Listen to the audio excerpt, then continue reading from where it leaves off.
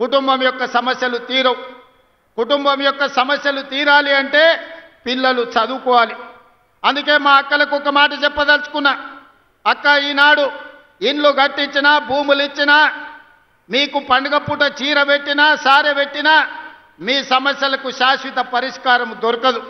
అందుకే ఈనాడు education and irrigation మన ఆర్థిక పరిస్థితిని బాగు చేయడానికి, మనల్ని అభివృద్ధి పదం వైపు నడిపించడానికి, మన జీవితాలలో వెలుగును నింపడానికి ఈనాడు మన రాష్ట్ర ప్రభుత్వం కంకణం కట్టుకున్నది. దానికి ఒక ప్రయోగశాలగా కొడంగల్ నియోజకవర్గాన్ని ఎన్నుకున్నాం. ఏనాడైతే మీకు ఇవ్వడానికి ఈనాడు అసైన్మెంట్ భూములు లేవు, మీకు ఇవ్వడానికి కోట్లాది రూపాయలు లేవు, మీకు నేను చేయగలిగిందల్లా మీ పిల్లలకు చదువులు చెప్పించడమే. మీ జీవితాలలో వెలుగులు రావాలి, మీరు బాగుపడాలి అంటే మీ పిల్లలు చదువుకోవాలి.